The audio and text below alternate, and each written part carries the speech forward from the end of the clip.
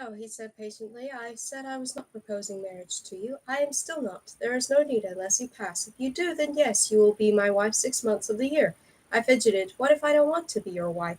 He stilled, his smile disappearing. Then it would be a simple enough thing for you to purposefully fail. The hollowness in his voice immediately made me feel guilty. I'm sorry, I didn't mean. Do not apologize. His tone was still void of emotion, and it only made me feel worse. But any time I ask too much of you, then you may leave and my mother would die. I clenched my fist so hard that my nails dug into my palms, and it was several moments before I managed to come up with something to say, a peace offering, if nothing else.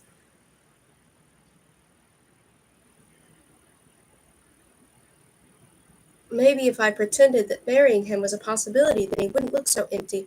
What about then? I said. If we get married, will I have to. No. Henry thawed slightly as he focused on me again. I was sure he could see right through me. You will be my wife in name and title only, and I would not ask of you if it were not necessary for the underworld to recognize you as its ruler, as it recognized Persephone.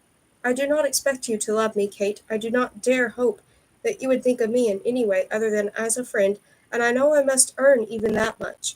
I understand that this is not your ideal life, and I do not wish to make it more difficult for you than it already is. My only desire is to help you pass these tests, and to stop whoever it was from killing me. I cautiously perched on the edge of my bed. There was still enough distance between us that I felt safe even though the air that separated us seemed to crackle. What about love? Don't you, want someone? Want a family? And stuff? I have a family, he said, but before I could correct myself, he continued, If you mean children, then no, I have never believed that to be in my future. But is that what you want? He smiled faintly. I have been alone for a very long time. To expect anything else in the years to come would be foolish. Despite the fact that he looked only a few years older than me, I couldn't imagine how old Henry might actually be. Wasn't sure I wanted to know, really. But how could someone live for so long and be alone? I could barely handle the few nights I'd spent home without my mother. Multiply that by eternity. I couldn't fathom it. Henry? Yes. What happens if I don't pass? He was silent for a long time, his fingers idly running across the silk lining of his robe. I will fade, he said quietly. Someone else will take over my realm, and therefore I will have no reason to exist any longer. So you die. The gravity of the situation hit me hard, and I stared off to the side, unable to look at him. It wasn't just my mother's life that was riding on my ability to pass these tests. I fade, he corrected. The living die and their souls remain in the underworld for eternity. However, my kind do not have souls. We cease to exist completely without a shred of our former selves remaining. One cannot die if one has never to live to begin with. I clenched my fist around the blanket. It was even worse than dying then. Who? He gave me a puzzled look. Who what? Who gets your job if you give it up now? Ah, he smiled sadly. My nephew. Who is he? What is his name? Is he on the council? Yes, he is on the council, said Henry, but I am afraid I cannot tell you his name. Why not? It seemed no one was willing to trust me with the truth in this place, and while I could understand Calliope not giving me the whole story, Henry knew. Henry should have told me. He cleared his throat and at least had the decency to look me in the eye, because I fear it would upset you and you are unhappy enough as it is. I do not wish to make it any worse. I fell silent as I tried to think of who it could possibly be that would upset me. No one came to mind. I don't understand. You will. There was nothing I could say to that, and he must have known it, because instead of looking at me unexpectedly, he returned to his book. I watched him, searching for any sign that he wasn't human. The angles of his face were too symmetrical to be normal, his smooth skin devoid of even a hint of stubble, the thick, jet black hair that hung an inch above his shoulders, and the unnerving cool of his eyes. It was his eyes that did it, swirling pools of silver that seemed to constantly be moving. In the low light they almost glowed. It wasn't until he cleared his throat that I realized I was staring.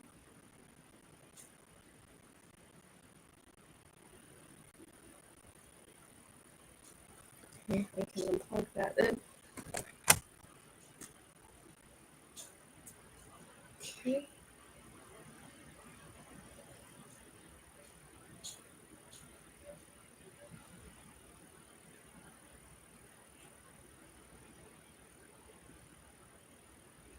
Even though I was still annoyed that he wouldn't trust me with the truth, I wanted to break the tension, so I said the first thing that came to mind. What do you do during the day? When you're not here, I mean. Or are you always here? I'm not always here. He slid the bookmark between the pages again and set his novel aside. My brothers and sisters and I all have duties we attend to. I rule the dead, so most of the time is spent in the underworld, overseeing decisions and making sure everything runs smoothly. It's far more complicated than that, of course, but if you pass, you will learn the ins and outs of what I do. Oh, I bit my lip. What's the other world like? All in good time, he said, reaching over to briefly set his hand over mine. His palm was warm, but I fought the urge to shiver at his touch. What about you? What do you enjoy doing with your time? I shrugged. I like reading and drawing, though I'm not very good at it. Mom and I used to garden together, and she taught me how to play cards. I eyed him. Do you know how to play? I'm adequate at a few games, though I do not know if they are still popular. Maybe we could play something sometime, I said. If you're going to be in here every night, I mean. He nodded. That would be pleasant. We fell into silence again. He looked comfortable, lounging on the bed as if he'd done it 100 times before. For all I knew, he had. But I didn't want to think about that. I wasn't the first, but I would be the last. Rejecting him wouldn't do either of us any good. My heart thudded loudly in protest at the thought, and since I was stuck here for 6 months, I had no intention of getting on his bad side. I was, however, exhausted. I grappled with myself for several seconds, going back and forth between what was right and what I wanted.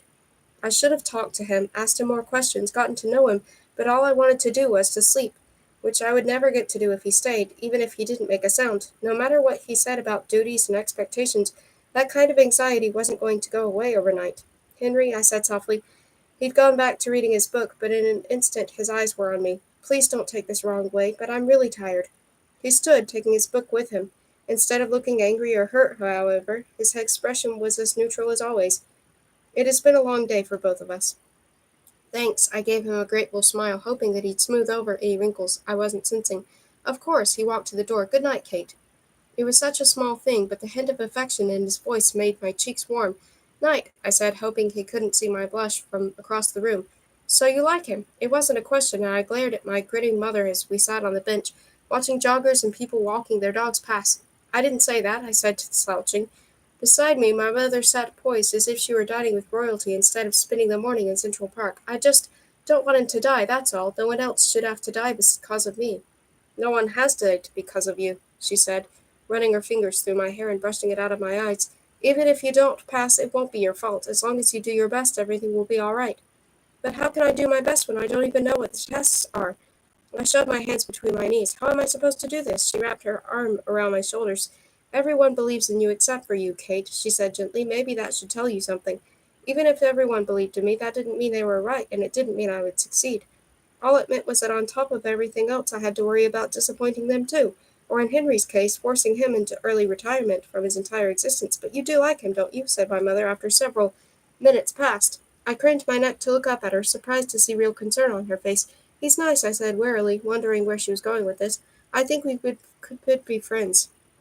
Do you think he's cute? I rolled my eyes. He's a god, Mom. Of course he's cute. A wry smile spread across her face. It's about time you admitted that he's God. I shrugged and looked away. Kind of hard to pretend otherwise now, but he's nice, so I guess as long as he doesn't try to turn me into a pile of ash, I could get used to it. Good. She hugged me and gave me a kiss on the temple. I'm glad you like him. He could be good for you, and you shouldn't be alone.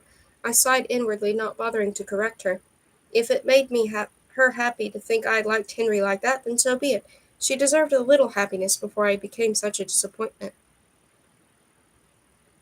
I expected the days in Eden Manor to drag, but instead their repetition made them go by quickly. Calliope and Ella helped me get ready in the morning and always sat on the edge of the bed talking animatedly about her latest conquest. After a few short weeks of dating the guard Sanders, she'd moved on. His name's Theo, she said, so excited that she could hardly sit still. He's gorgeous and tall and smart, and he says I have the prettiest eyes he's ever seen. In the mirror, I saw Ella's expression harden. Stay away from him, she snapped.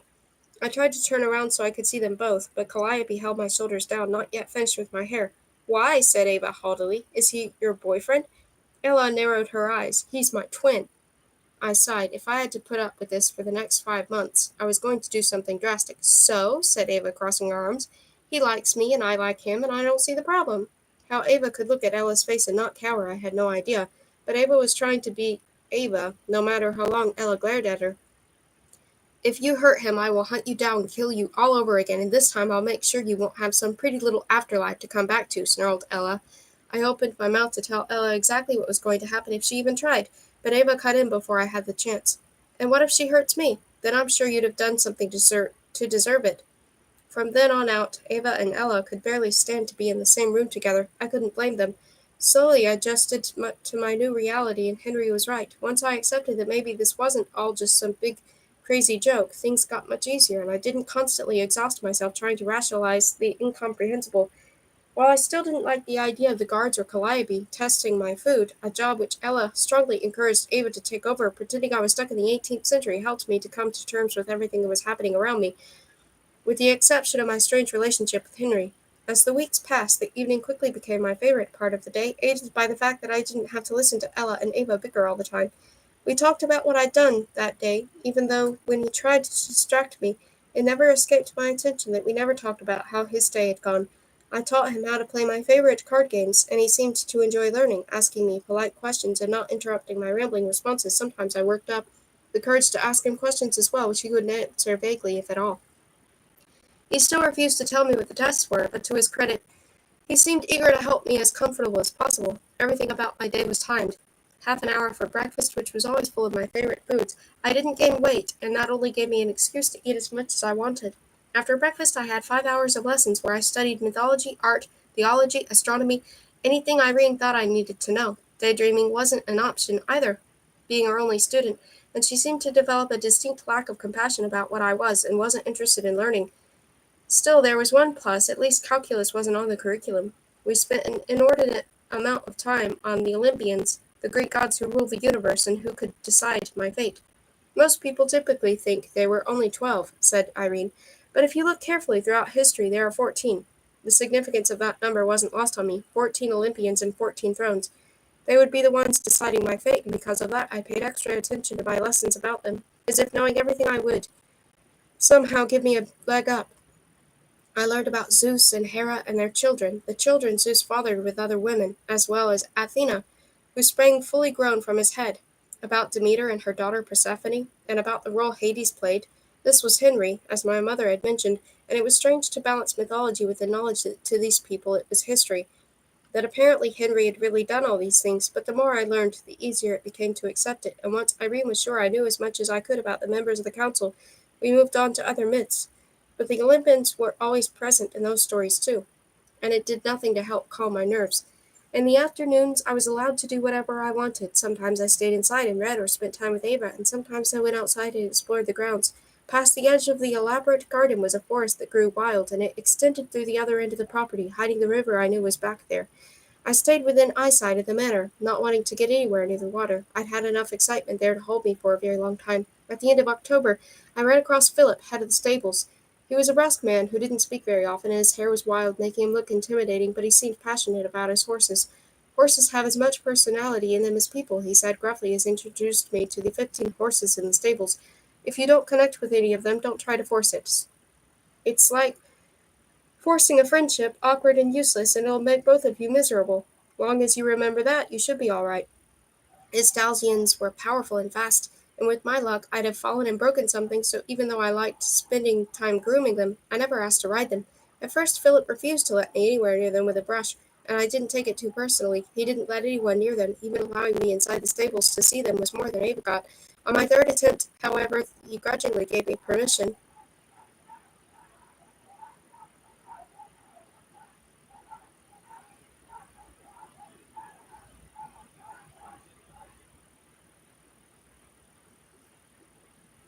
To help groom them, as long as he was supervising. I had a sneaking suspicion Henry had something to do with his change of heart, but I didn't ask.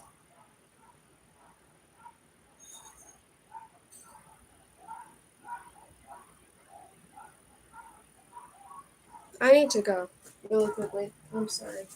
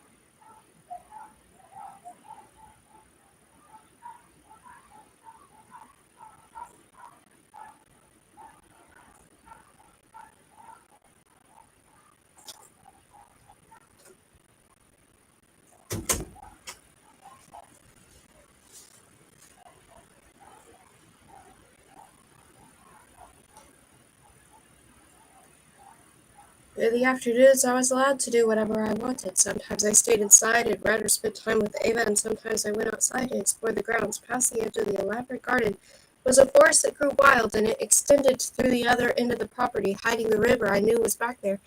I stayed within eyesight of the manor, not wanting to get anywhere near the water. I'd had enough excitement there to hold me for a very long time. At the end of October, I ran across Philip, head of the stable. Oh, I already read that part.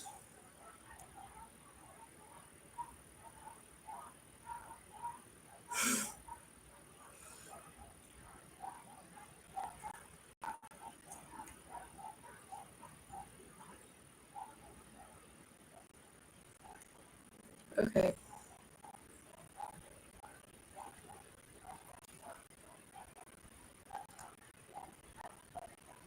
I have no idea why it did that, but I just lost what I was reading.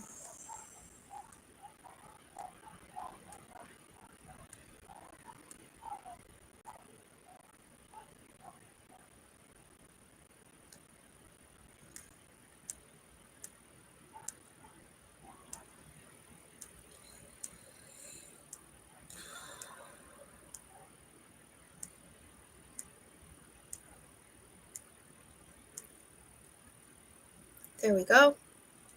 I'll wait for it to come back. It's loading. There it goes.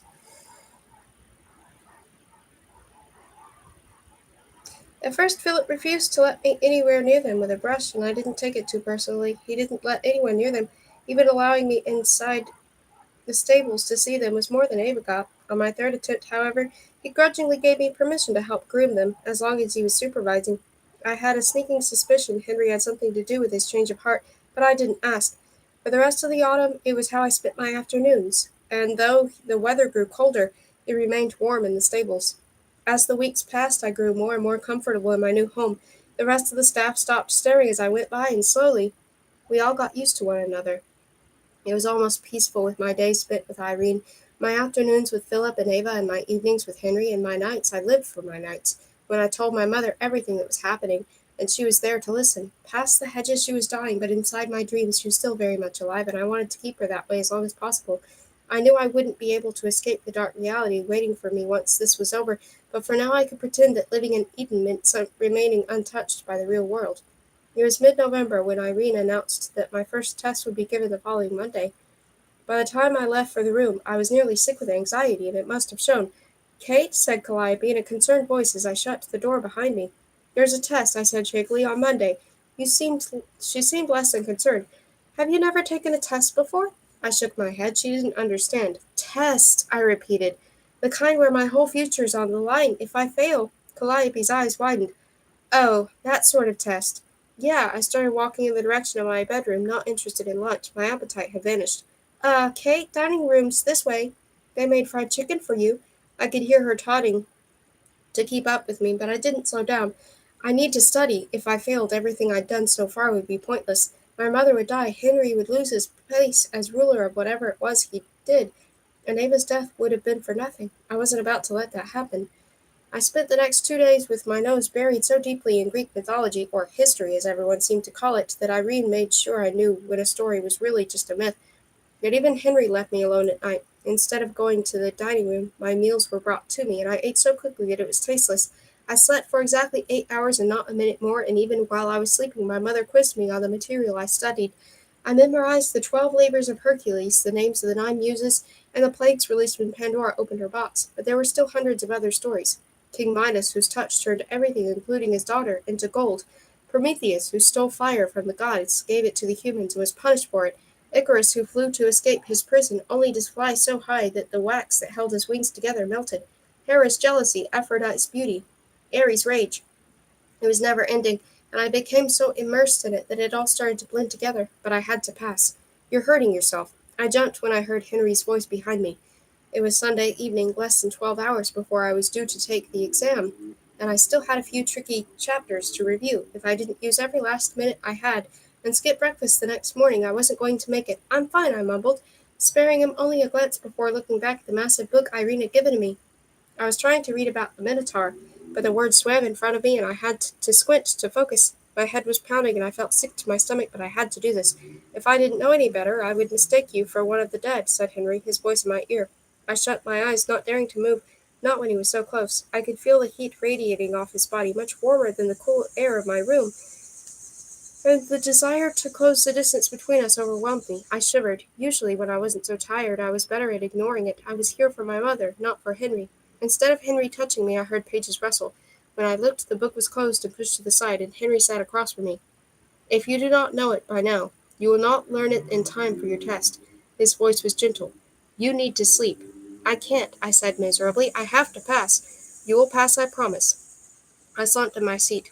What? Can you predict the future now, too? You can't promise me that. For all you know, I'll fail so spectacularly that they'll come halfway through their test and take me away. You might never see me again. He chuckled and I huffed indignantly. I have never seen anyone study so hard for a test as you have done this weekend. If you do not pass, then there is no hope for the rest of us. Before I could point out exactly how bad my luck was, the door to the room burst open. Ava skipped inside, followed closely by Calliope and a man I didn't recognize. Kate, she said, bouncing over to me. I gave Henry an apologetic look, but he didn't seem to mind. Instead, he was watching the man, who was dressed in a black uniform, and stared at the floor as if he wanted to be anywhere but here. Ava, I'm supposed to be studying, I said, but this didn't deter her at all. Come on, you've been studying all weekend. You have to come out to play sometime. She stuck out her lower lip in a pout. Everyone's in the garden having fun. There's music and swimming and all sorts of stuff. I still need to teach you, you know. The prospect of being forced to swim was enough to put me off the whole idea, and I wasn't even sure I'd be able to make it down there anyhow, let alone enjoy myself. The fact that it was a party pretty much guaranteed I wouldn't. I'm really tired, I said, glancing between Eva and Calliope, who was lingering at the door and eyeing Henry. So what? You can sleep later, said Ava. You're smart, you'll pass. Besides, you have to meet Theo. You two have not yet met? Henry sounded surprised. He stood, beckoning for the man in the background to come forward. Theo moved crisply, and he had a look about him that made it clear he took himself very seriously. Kate, this is Theo, my master of the guard. It is his job to keep an eye on everything that happens within the manor. Theo, this is Kate Winters. A pleasure, said Theo, dipping his head in a bow. I flashed him a tired smile, and stuck out my hand. He shook it gingerly, as if he were afraid I'd break. His palm was smoother than mine. Nice to meet you, too, I said. Ava talks about you a lot. I do not, protested Ava. She looked at Theo and frowned. I don't. She does, I said, and Theo grinned. There was no resemblance between him and Ella at all as far as I could see. Come on, let's go, said Ava in a huff, tugging on his arm. Sensing I wounded her pride, when she glanced back at me on her way out, I gave her an apologetic shrug. I'll come to the next one, I promise. Whatever, she said, pulling Theo away.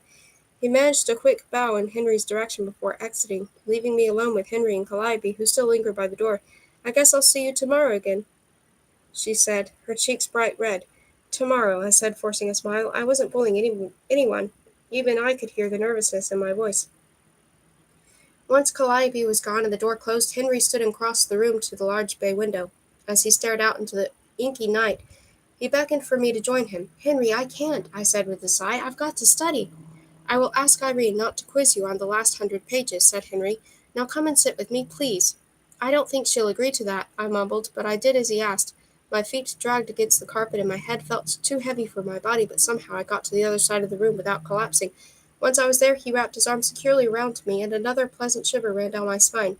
It was the most physical contact I'd had with him since arriving, and it was easy enough to lean against him, letting him support my weight. Look up, he said, his arm tightening around my shoulders as I rested against him. I turned my head toward the ceiling, but in the candlelight it was too dim for me to see. He chuckled. No, the sky. Look at the stars. My face flushed with embarrassment, and I focused on the black sky through the window, just able to make out the pinpricks of light. They're pretty. They are, he said. Did you know they move? Stars? Sure. Was this part of a lesson, too? You see different stars during different times of the year. He eased us both down onto the bench, so close that I was practically sitting on top of him, but being near him was much nicer than I wanted to admit. I wasn't willing to give it up yet. Not through the seasons, he said. Through the millennia. See that star there? He pointed upward, and I could barely see the direction he was pointing in, let alone tell which one he was talking about. Yeah? If he knew that I was lying, he indulged me anyway. When I met Persephone, that star wasn't part of that constellation. Really? My oversaturated mind barely processed this information, let alone what it implied. I didn't think they did that. Everything changes with time, said Henry, his breath warm against my ear. One must simply be patient. Yes, I thought, everything changed with time. That was the problem, wasn't it? But whatever Henry was trying to do to take my mind off the test worked. That night, instead of worrying about nymphs and heroes, my mother and I wandered through Central Park, visiting the zoo and riding the carousel round and round until we were both dizzy from the laughter. I slept better than I had in days, and when I woke up, I was smiling. The next morning, I was too nervous to eat, but Calliope made a shallow piece of toast covered in strawberry jam anyhow.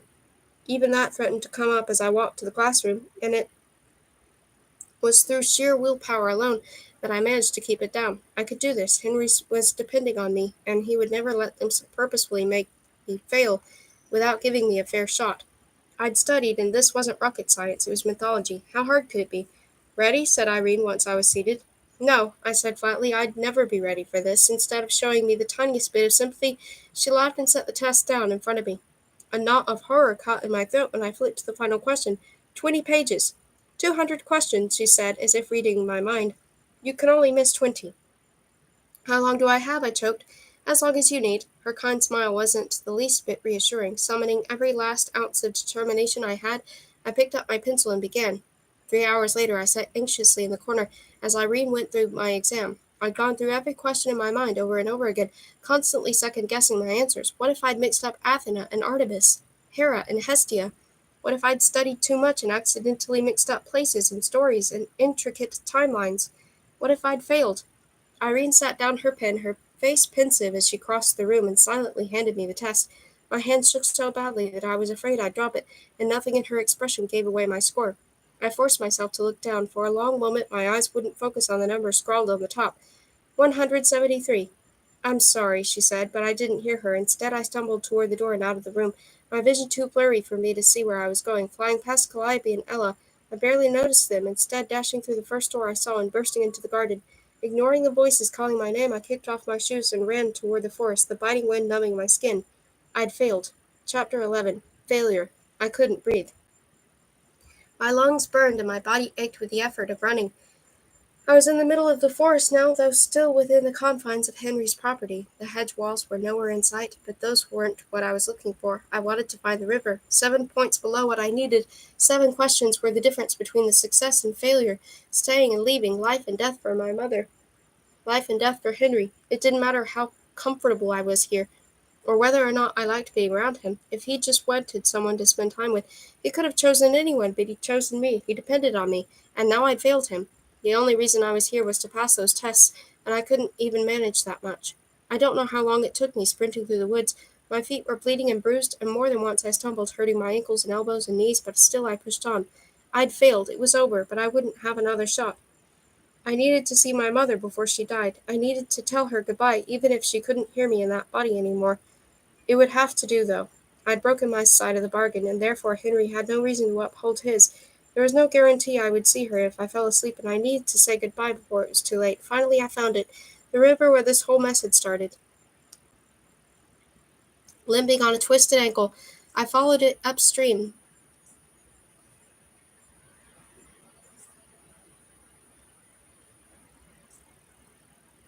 until the opening in the hedge appeared. It seemed smaller than I remembered, and I had no idea how I was going to get to the other side, but I had to do this. I would apologize to Henry later. Wiping my dirty, tear-stained cheeks with the back of my hand, I set my bare foot in the water and gasped. It was freezing. The current was strong, and I knew if I slipped I wouldn't be able to swim my way to safety, not this time. Still, I had to try. One foot in front of the other, that's all it took. Kate!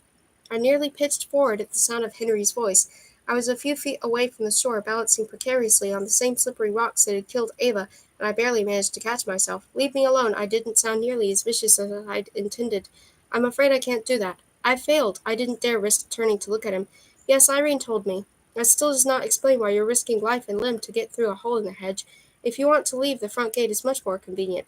My feet were numb, making me even clumsier than before. I need to see my mother. Without warning, Henry's arm wrapped around my waist, pulling me against him. Before I could protest, my feet touched land. Let me go. He held on long enough for me to regain my balance. I pulled away from him, trembling, though whether it was from the cold or how furious I was, I didn't know. If you leave, he said patiently, your mother will die. I did not think you wanted that. I opened and shut my mouth. But I failed. He gave me a curious look. I am not strict that I punished failure with death. But our deal, you said you'd keep my mother alive while I was still here. I can't stay here any more, not when I failed the test. Henry was still, and his expression softened as if he finally understood. Kate, is that all this is about? You said yourself I couldn't fail any of the tests, I said uncertainly. You cannot fail any of the 7 tests the Council will place before you. The exam Irene gave you is not one of those. He smiled hollowly. So far you are doing beautifully. My mouth went dry. So far? Yes, he seemed amused, and I wasn't sure whether to be relieved or to wipe the smug look off his face. So far you have faced 3. Only 1 is complete, but you are impeccable. How was it possible that they were testing me without my knowledge? When I opened my mouth to ask, he neatly cut me off. You must be freezing. Here. He draped a coat over my shoulders, and I clung to it, soaking in its warmth. Let's go back, shall we?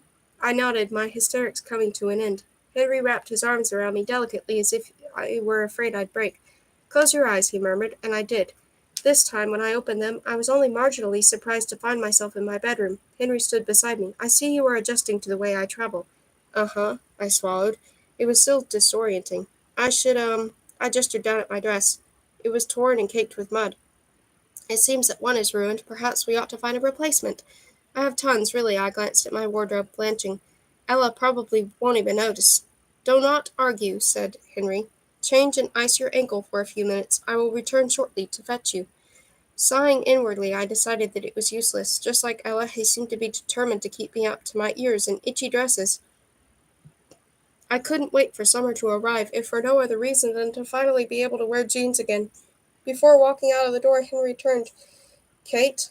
I scowled down at the maze of buttons that lined the ruined dress, my fingers still shaking as I tried to undo them. Yeah? I only scored 164. In the end, I needed Ella's help to unbutton the monstrosity she'd forced me into that morning. While she seemed sad to see it go, I couldn't have been happier, until I saw that she intended to replace it with. Limping down the corridor of an unfamiliar wing, I leaned on Henry for support and tried my best not to scratch as the rough fabric. It was completely unfair. Henry got to wear pants. Even Ava had the option if she wanted. But with Ella in charge of my wardrobe, I was stuck in costumes from the Dark Ages. She may have thought they were beautiful, but I would have preferred a toga to those instruments of torture. No amount of wearing them was going to make me like them. Ever. And Ella knew that. It was why she did it. I was sure of it. While I wondered whether or not it'd be a mark against me if I ran around in my underwear, Henry opened the door to a room I'd never been inside before. At first I couldn't make out much from behind him, but when he stepped aside my jaw dropped, and the cloud of misery that had plagued me since seeing my score dissipated. The suite was stuffed with clothes hanging off of racks, arranged by size and color, and God only knew what else. They spanned so many eras that it looked like a costume shop, and there were dresses and shoes and shawls, and my knees went weak. Sweaters and jeans. Ella mentioned you did not feel comfortable in the outfits she chose for you, said Henry. As a reward for failing a test with a higher score than my own, I believe a new wardrobe is in order. I stared at him and then Ella, who gave me a rare smile. Were they for real? OMG! I wasn't the only one to say it. Instead of the high-pitched squeal came from behind me, and when I whirled around, Ava stood there, her mouth open. Calliope lingered nearby, looking as excited as I felt. Are these all for you? Blurted Ava, moving past Ella to stand with me. I think so, I said with a grin. Want some? She stared at me like I'd grown another head. Do I want some? I laughed and looked at Henry. Can she? Of course.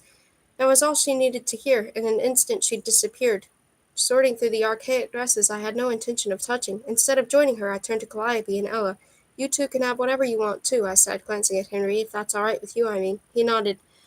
Just like Ava, Ella and Calliope rushed into the room, leaving me behind with Henry. He gestured toward my ankle. Are you able to make it through the room without assistance? I'll be fine, I said, eyeing the piles of sweaters. Even from a distance they beckoned. As much as I liked being near Henry, I was still embarrassed about my breakdown, and I didn't want him to think I was incapable of getting through the day without him, even though he did seem to know exactly how to make things better.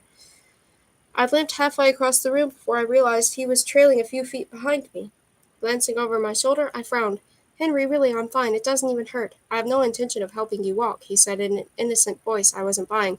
I was merely going to offer to carry your things. If you say so. I raised an eyebrow, but while I didn't want him to know it, I was grateful he was there. That night, long after Henry left, I was on the edge of sleep when a soft knock on my door pulled me away. Groaning, I rubbed my eyes and rolled out of bed.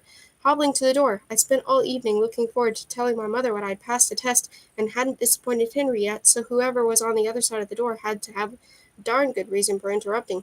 What? I said as I cracked open the door, squinting against the light from the hallway. It was Ava. "Are you still awake?" she whispered, and I glared at her. "No, I'm sleepwalking." "Oh," she eyed me as if she were trying to figure out if I was telling the truth or not. "As long as you're up, come on, I want to show you something." She reached out to take my hand, and I stood my ground. "The only place I want to go is back to bed." "Too bad." Ava gripped my hand so hard that trying to pull away would have likely resulted in broken fingers, and I was having enough trouble with my ankle already. "I'll get you back to bed before the sun comes up, I promise." Not the most comforting reassurance, but she wasn't giving me much of a choice, finally huffing loudly, so she couldn't miss it. I followed her, the carpet rough against my bare feet. "Where are we going?" I said, but Ava shushed me.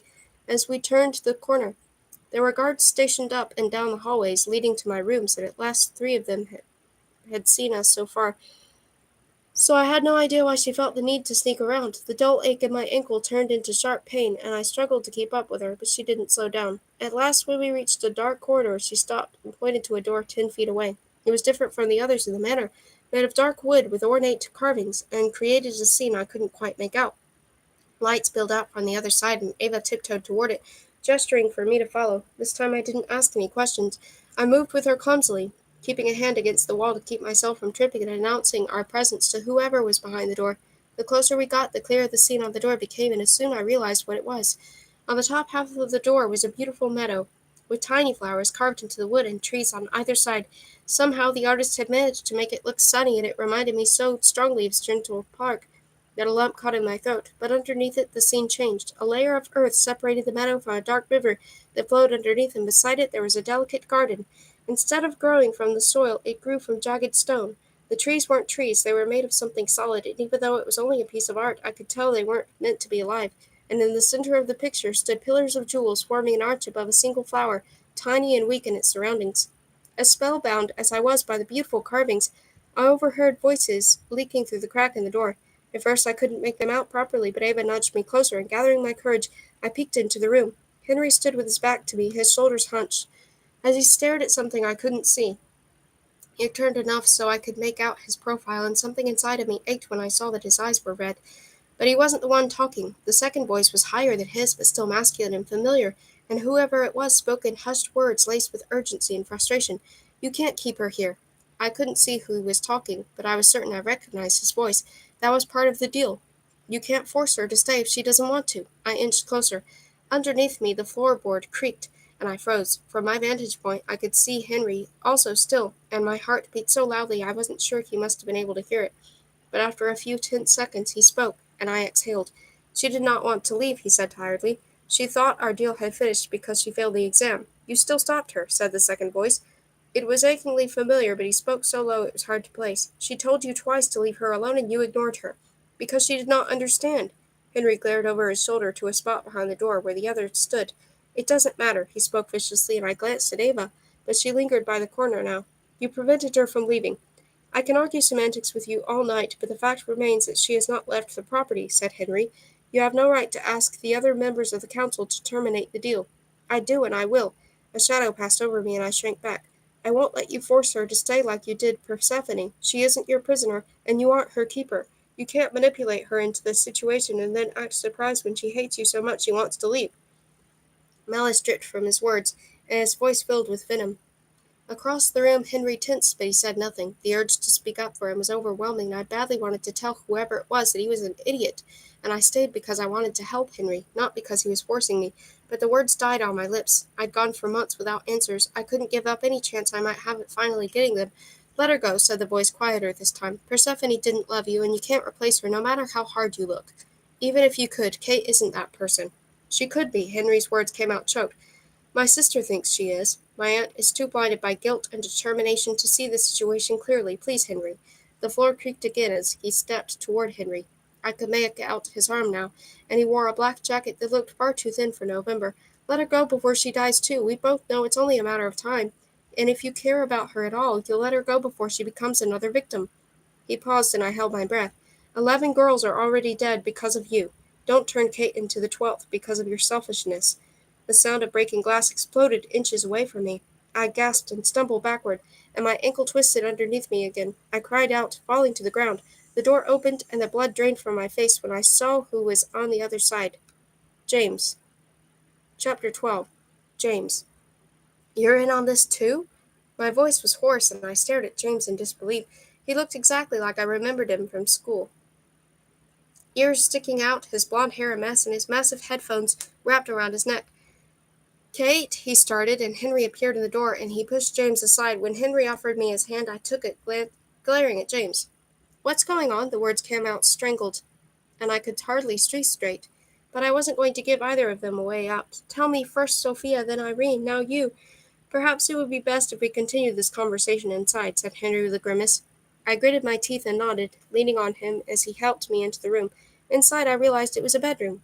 While it wasn't dusty, it had the feeling of disuse, and as Henry helped me maneuver around the broken glass on the hardwood floor, I saw a mangled frame lying on the ground, its picture bent and torn. Smiling up at me was a photograph of a girl who couldn't have been much older than me, with freckled cheeks and strawberry blonde hair. Next to her stood Henry, and he looked much happier than I'd ever seen him, all of the tension from his body gone. Who's that? I said, but I had a sinking feeling I already knew. Henry glanced at the picture, and pain flashed across his face. He waited until he'd helped me to the bed before answering, and even then he wouldn't look me in the eye. Persephone, he said in a fragile voice that threatened to break. A very long time ago. Not too long ago, I said, eyeing the image. Not if you had cameras around. It is not a photograph, he said, bending down to retrieve it. It is a reflection. Look. His hands shook as he handed me the picture, and as I examined it, I noticed it had a depth to it that photographs don't. It seemed to shimmer as if it was a pool of water, and Persephone and Henry were moving. Not so much that it looked like a whole movie, but she blinked, and I could see his arms tighten around her. She's beautiful, I said softly. Part of me was jealous, knowing that I could never live up to her in memory, but I was so consumed by sadness from what Henry must have gone through that I pushed it aside. I'm sorry. He waved dismissively, as if it were no big deal. But when I handed the picture back to him, he took it gently and passed his hand over the surface. It smoothed out as if it had never been damaged. As I said, it was a long time ago. A cough tore my attention away from him, and I looked up to see James lingering near the doorway. My eyes narrowed. What? You asked why I was here. He crossed his arms and leaned against the door, shutting it firmly. Behind it I heard a squeak. Ava was still out there, but this wasn't something I wanted her to overhear. And you still haven't told me. I winced as Henry gently touched my ankle. He's my successor, said Henry, and I looked at him sharply. He will take over my duties if I fade. A wave of horror washed over me, and I stared at James, disgusted. Is that why you tried to stop me from coming here? You knew I was his last chance, and you thought, if you stopped me, you'd have a clear shot at the winner's circle? There is no winner's circle, said James. It isn't some competition, all right? This is hard on all of us. We've been trying for a century to find someone to take Persephone's place, and if you don't, then you get to take Henry's place, I snapped. Yet here you are trying to ruin it for him, because I thought you wanted out, he said, his jaw clenched so tightly that he could see a muscle twitch. You said Henry was right. I didn't understand, and I'm not about to walk away and kill him if I can help it. James shifted awkwardly from one foot to the other. I never thought you would, but in terms of the agreement are final, and if you want to leave, there isn't anything we can do to stop you. If Henry holds you here against your will, then we have every right to step in. Wait, I said, as what he was saying slowly dawned on me. What do you mean we? Next to me, Henry frowned, his brow furrowing so deep that for a moment he didn't look like himself. James, he said, a warning. James straightened, his arms falling to his side. I don't care if she knows. The others will, he said, but he made no move to stop him. James took a hesitant step toward me, as if he wanted to reach out to me, but I gave him a cold look and he fell short. I'm a member of the council. My heart nearly stopped. You're on the council? I sputtered. You can't be. You. Astute observation, he said, more to himself than to me. Listen, Kate, I don't care if you believe me or not. Well, no, I'd like it if you did, but I don't expect you to. You can hate me all you want for trying to take you away from Henry, but I'm only trying to do what's best for you. And you think what's best for me is to live the rest of my life knowing I'm the reason Henry dies? Hot tears threatened to spill out of my eyes, but I blinked them back, forcing my voice to stay steady, not to mention what's going to happen to my mother. You wouldn't remember any of this if you decide to leave, said James. That's also part of the deal. Enough about the stupid deal. My voice broke and my cheeks turned hot. This is my decision, not yours. You can't go behind my back and end this just because you think you know what's best for me. I get to say when this is over, not you. I looked back and forth between Henry and James to make sure they were both paying attention, but Henry was concentrating on my ankle, his head bent and his eyes closed. A thick warmth spread out from my knee to my toes, and Henry wrapped his hand around the joint, gently moving it in a circle. Does this hurt? He said, and I shook my head. He set my leg down, and I gingerly pulled it toward me, wriggling my toes. It didn't ache any more. "How did you—" I started, but my anger momentarily forgotten, and Henry shrugged. "You're not supposed to heal her," said James, across the room. Henry righted himself, and even from the sight I could see the deadened look in his eyes. "It seems we are breaking all sorts of rules tonight." He stood. "If you will excuse me." Before I could protest, he was gone, leaving me and James alone in the room together. I stood as well, testing my ankle. It was solid. "It wasn't my choice, you know," said James quietly, "taking over for him if you fail. I'm the only member of the council who knows the underworld as well as he does." "But you still wanted it," I said. He looked away out a dark bay window and onto the grounds. The moon was nearly full, and I could see the tops of the bare trees rustling in the November wind. "We'll last as long as what we represent does. Minor gods fade all the time when they're forgotten, but the council isn't minor. As long as humanity exists, there will always be love and war. There will always be music and art, literature and peace, and marriage and children and travelers. But humanity won't last forever, and after it fades, so will we. Only death will remain. And if you control the underworld, you get to survive even after everything else is gone?" I said it as a question, but I already knew the answer, and a knot formed in my throat. "That's what this is about?" "No, right here, this is about making sure you survive. I don't want you to die, Kate, please. None of us do, and Henry gave up a long time ago. Maybe he's trying for you, but not because he wants to continue. He just doesn't want you to be killed, that's all." I paused. "Is there a good chance of that?" James looked at me, and I couldn't see the naked fear in his eyes. "No one survived past Christmas. Please, Henry doesn't want this. He's always going to be in love with Persephone, not you. Look around. Look where you are. This was her bedroom." There was nothing unusual about the room, only the picture that Henry had thrown at James, but the more I studied my surroundings, the more I really saw it. It was like a child's room that a parent didn't dare touch after tragedy struck. There was old-fashioned hairpins on the vanity in the corner, and the curtains were drawn to let the sunlight in. There was even a dress lying on the corner, waiting to be worn. It was like it was frozen in time, lying untouched for centuries until Persephone returned. That reflection, James gestured to the image of Persephone and Henry together looking so happy. "It isn't real. It's a wish, a dream, a hope, not a memory. He loved her so much that he'd have torn the world apart if she'd asked him to." But she could barely stand to look at him. "Ever since she died, he's been begging the council to release him and let him fade. Do you really think you can compete with that?"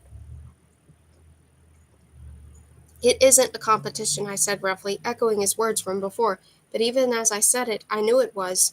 If I couldn't make Henry care about me, he would have no reason to continue, and in his mind I would always be pitted against Persephone. But that was no reason to stop fighting for him. He deserved a chance at happiness just like I did, and I wasn't ready to let another person in my life goodbye. James' expression softened. "He will never love you, Kate, not the way you deserve to be loved. He gave up a long time ago, and all you're doing is prolonging the pain for him. It would be kinder to leave him be." I stepped closer to James, torn between anger and pressing need to touch him, to make sure my James was still there underneath the cunning god he'd suddenly become, and saying all the words he thought I needed to hear to convince me to leave. To steal eternity from Henry and hand it to him. "And you think I should," I said. I was barely a foot away from him now. "You think I should give up and leave him just like Persephone left?" "Persephone had her reasons," said James. "He took her away from everything she ever loved, and he forced her to stay with him when she didn't want to. You'd have done the same." I was silent. The difference between me and Persephone was that she'd had something left to lose. James reached forward timidly, and I let him wrap his arms around me, burying his face in my hair. I heard him inhale deeply, and I wondered if he could smell the lavender of my shampoo, if it was fear or guilt and determination he sensed instead. After a tense moment, I returned to the embrace. "Please don't do this to yourself, Kate," he mumbled into my ear. I closed my eyes, and for a moment I pretended that he was just James again, not Henry's rival, not the god poised to gain everything from my failure, but my James. "Will you do something for me?" I said against his chest. "Of course," he said. "Anything." I let go of him. "Get the H away from me and don't come back until spring." His eyes widened. "Kate!" "I mean it." My voice shook, but I stood firm. "Get out." Stunned, he stepped back and shoved his hands in his pockets. For a moment he looked like he was going to say something, but then he turned away and walked out, leaving me alone in Persephone's bedroom. I'd spent 4 years refusing to let my mother give up, and I wasn't about to let Henry do the same. If he wouldn't keep going for himself, then I'd come up with a way to make him keep going for me instead. Hours later, long after the moon had risen so high in the sky that I could no longer see it from my window, I lay in bed and stared up at the ceiling. I wanted to sleep and tell my mother everything I'd learned, to ask her what I could possibly do to convince Henry to try, but I knew there was nothing she could tell me that I didn't already know. I wasn't up to her to fix this. I was the one who'd made the deal, and I wasn't going to give up so easily. In the small hours of the morning I heard a soft knock on my door, and I buried my face in my pillow. Ava was gone when I crept out of Persephone's room, and I wasn't in the mood to tell her what had happened. I needed a day or two to figure things out for myself before the entire manor knew too, if they didn't already. Even though I stayed silent, I heard the door open and shut, and soft footsteps fall against the carpet. I remained as still as possible, hoping whoever it was would go away. Kate? I didn't have to turn around to recognize Henry's voice. Something thrummed inside of me, a familiar note that sent a wave of comfort through my tense body, but I still didn't face him. He moved so quietly that I didn't know he was close until I felt the mattress give way. It was a long moment before he said anything. I'm sorry. His voice was hollow. You shouldn't have seen that.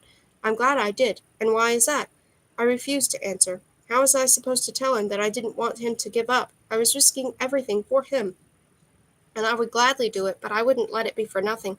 I couldn't make him fight, but I would find a reason for him not to fade. I heard Henry sigh. Forcing silence was only hurting things. So finally I said into my pillow, "Why didn't you tell me about James earlier?" "Because I thought you might react this way, and I wanted to keep you from this pain for as long as possible. Knowing it's him doesn't hurt," I said. "What hurts is that no one trusts me with anything around here." I felt his hand on my arm, but it only lasted a moment. "Then I will make the effort to trust you with more. I apologize." His apology was hollow to my ears, whether he really meant it or not. "If I pass, things are going to change, all right? Life won't be one big game of keep away from Kate anymore. Because if the answer to that is anything but a resounding yes, I don't think I can do this." He brushed the back of his hand against my cheek, but it too only lasted a second. "Yes," he said, "a resounding yes. It is not that I don't trust you now. It is only that there are some things you simply cannot know yet. As frustrating as it may seem, I promise you that it is for your own good. For my own good." Apparently that was their go-to excuse when they did something I didn't like. "And Persephone," I added, glad I was turned away and couldn't see the pain I knew was in his eyes when I said her name. "I'm not her, Henry. I can't be her. And I can't spend eternity trying to live up to your memory of her. I'm nobody to you right now. I get that." "You are not nobody," he said with a surprising strength. "Do not think that. Let me finish." I hugged my pillow tighter. "I get that I'm not her and I won't ever be. I don't want to be her anyway, not with how badly she's hurt you, but if this works, if I pass, I need to know that when you look at me, you're going to see me, not just her replacement. That there's more to this future for me than standing in the shadows while you wallow the rest of your existence away. Because if James is right, and I can walk away if I want to, and if you're doing this knowing full well that spending half of the rest of eternity with me is going to make you miserable no matter what I do, then tell me now, and I'll spare us both." The seconds ticked by, and Henry was silent. It was unfair that he was so willing to throw away forever, when there were others out there, my mother included, who wanted to live but couldn't. As I stared out the window resolutely, my anger built, but short of yelling at him before he had the chance to respond, I had no release. "I brought you a present." My head turned toward him a fraction of an inch before I could stop myself. "That isn't an answer." "Yes, it is," he said, and I could hear his small smile in his voice. "I would not have brought you something like this if I did not want you to stay." I frowned. "What kind of present is it?" "If you roll over, you will see." Before I had the chance, something nudged my shoulder, something cold, wet, and very much alive. Flipping around, I sat up and stared at the black and white ball of fur sitting next to me on the bed. It looked up at me with liquid eyes, its tiny tail wagging. My heart melted, all of my anger and frustration temporarily forgotten. "If I did not truly feel that you could change things, I would not have risked your life to begin with," said Henry. "I am sorry you feel you are nobody to me, Kate, because the very opposite is true, and I could never expect you to be Persephone," he added, the same hint of pain in his voice. "You are you, and as soon as I am able, I will tell you everything, I promise." I stared at the puppy, too afraid to say anything and make him change his mind. Was he just like James, saying what he thought I wanted to hear, or did he really mean it? "You lost a friend today because of me, and I did not want you to be lonely," he said, as he stroked the puppy and its tail thumped against his mattress. "It is my understanding that one does not get a pet with someone if one does not expect," he hesitated, "if one does not hope to spend quite a bit of time with that person in the future." Expect. Hope. Which one had he really meant? I wanted to tell him exactly where James could shove our so-called friendship, but it took me a moment to remember how to speak. I'd spent my entire childhood bothering my mother for a puppy, but she'd always put her foot down. After she'd gotten sick, I'd given up, unable to take care of both of her and a dog at the same time. How had Henry known that, or had he simply guessed? Is it a girl or a boy? A boy. The corners of his lips twitched upward into a faint smile. I do not wish for Cerberus to get any ideas. I hesitated. He's mine? All yours. You can even take him with you in the spring if you would like. I scooped the little dog up, cradling him to my chest. Standing on my arm, he licked my chin, barely able to reach. "Thank you," I said softly. "This is really nice of you." "It is my pleasure," said Henry, standing. "I will leave you be and allow you a chance to get to know one another. He is quite friendly, I assure you, and very much alive. He is still learning etiquette, and he is an eager pupil." The puppy jumped higher, managing to reach my cheek. I grinned, and as Henry placed his hand on the door, I said, "Henry?" "Yes?" I pressed my lips together, trying to come up with the right combination of words to make him want to stay, to make him want to try for more than just my sake. Nothing came, so instead, after a moment that seemed to stretch out far past the point of politeness, I said in a small voice, "Please don't give up." When he finally responded, his voice was so low that I could barely hear him. "I will try." "Please," I said again, this time urgently. "After everything that's happened, you can't. I know you miss her, but—" Silence lingered between us. "But what? Please, give me a chance." He looked away, and though through the dim light I saw his shoulders hunch as if he were trying to make himself as small as possible. "Of course," he said, opening the door. "Sleep well." I nuzzled the top of my puppy's head. I didn't want him to leave. I wanted to play cards or talk or read, anything that didn't remind him of Persephone. After the night he'd had, he deserved that much. We both did. "Stay," I blurted, "please." But when I looked up, he was gone. Chapter 13. Christmas. For the next several weeks, my time with Henry was almost unbearable. While we still spent our evenings together, it was no longer easy, and every conversation and accidental touch strained.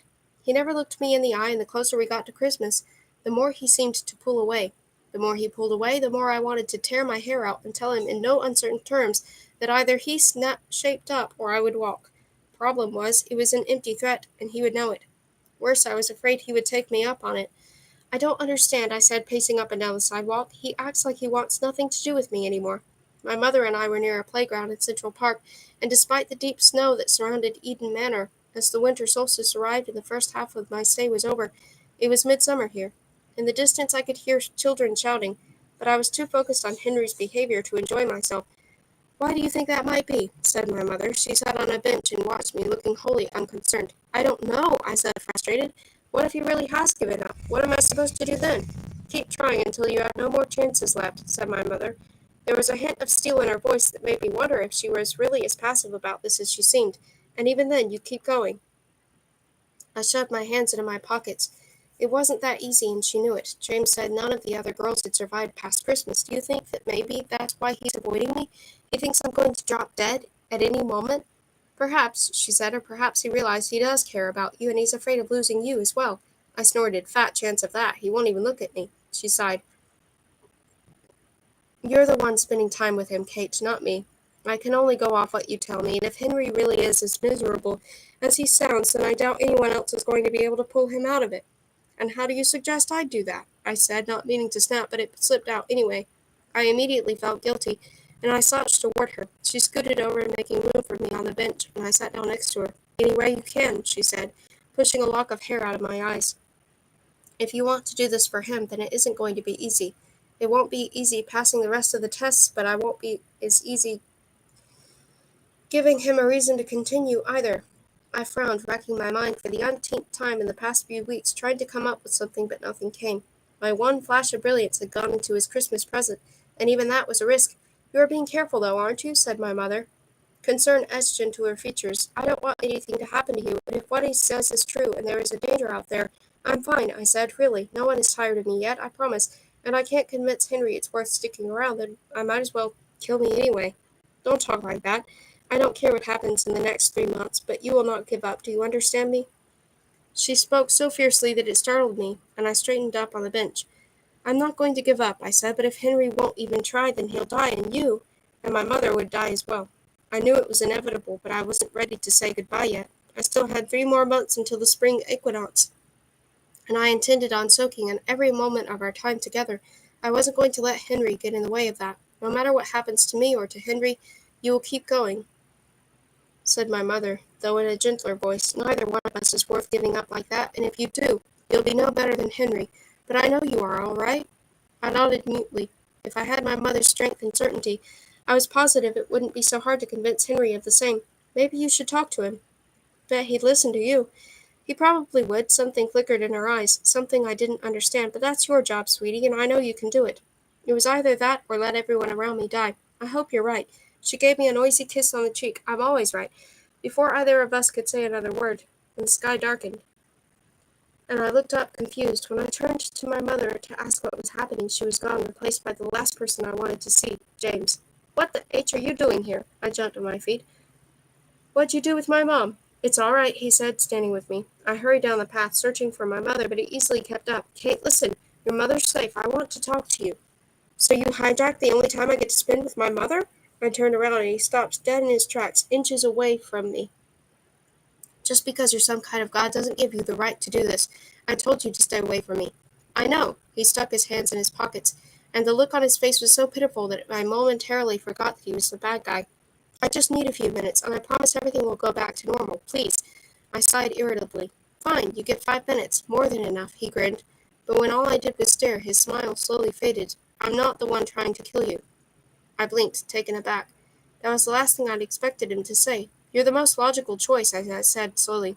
Deny it all you want, but I'd be stupid to take you at your word without a shred of proof. He tilted his head in a strange, almost archaic kind of nod. It was a jarring reminder of who and what he was. I wouldn't ask you to, but if you'd like, you can ask Henry. I've never been involved in the testing process for obvious reasons. You're my friend, and I'd never hurt you. Is that why I've survived so long? I said waspishly. Because we're friends? His expression darkened. I told you I'm not the killer. You should know me well enough for that. Lately it doesn't seem like I know you at all, I snapped, and he at least had the decency to look sheepish. You've survived so long because everyone's gone to extraordinary measures to keep you safe, he said. The guards, the escorts, the food tasters. You have no idea how closely you're being watched. A shiver ran down my spine. After a century, you people really have no idea who's doing this? I thought gods were supposed to be omniscient. He laughed, but it was all hollow. Wouldn't that be nice? It'd solve a whole host of problems, but no, we're not. We've followed leads, changed out the staff, interrogated everyone involved, but nothing's come up. Henry's even gone to the underworld to interview the girls who were murdered, but they never saw it coming. I frowned. As difficult as me being in danger was for Henry, I couldn't imagine how much it must have hurt him to talk to the girls who had died because of this, whom he undoubtedly thought had died because of him. So what? I said exasperatedly, to mask my fear. If you guys can't come up with something, there's no hope for me figuring it out. So why are you telling me this? Because I want you to be safe, he said. You don't have to trust me in order to at least listen to what I'm saying, and do what you have to do to protect yourself. Henry's cut off every method the killers used to attack before, and that means they'll try something else.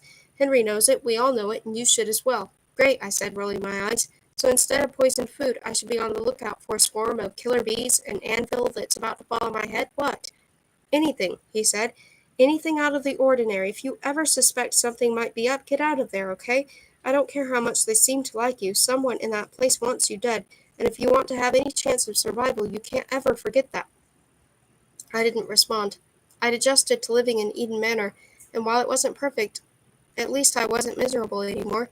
But the thought of the person who was trying to kill me might have been someone I knew and knew well shook my confidence more than I wanted to admit. I understood that it wasn't just my mother's life and Henry's life on the line. Mine was too.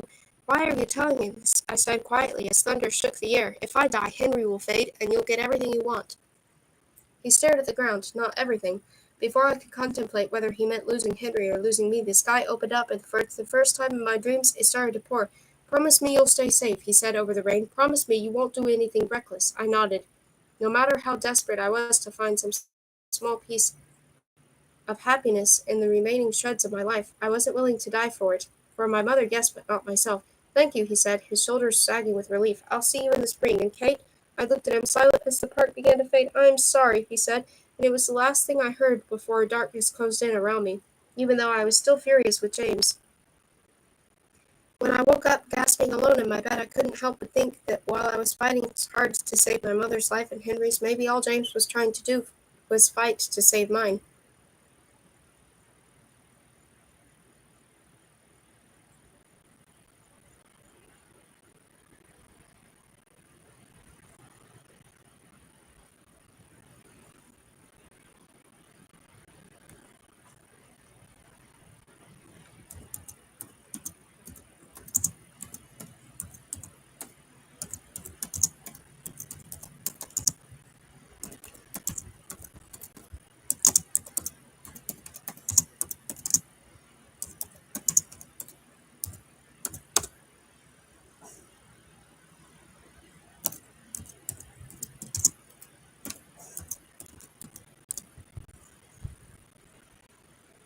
Christmas was the only holiday my mother and I celebrated, and it was always festive. Back in New York, our tiny apartment could barely hold a tree, but we'd shoved one into the corner of the living room anyway and spent hours decorating it, a little piece of nature in a metal jungle, she would say as we stood back to admire our efforts after we were done. The towering Christmas trees spread throughout Eden Manor made our apartment trees look like twigs. Almost overnight, they seemed to crop up all over the manor, and for weeks the smell of sugar cookies lingered in the corridors. The staff was giddy with excitement, and there was a sense of joy in the air that I couldn't shake, even on my bad days.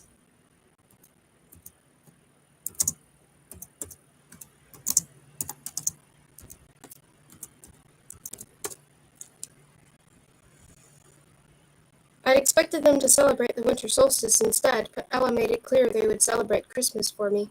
It didn't escape me that none of the other girls had survived past Christmas, and despite how angry I was with James, I made an effort to never be alone. But the closer Christmas came, the scarcer Henry became, and that made it difficult. During the autumn, he occasionally joined me around the manor, but now the only time I saw him, was in the evenings. Even then, things were as bad as ever, and despite my mother's advice, for the life of me I couldn't figure out how to give him the purpose he needed. Survive past Christmas, I hoped, but there was no guarantee that would work.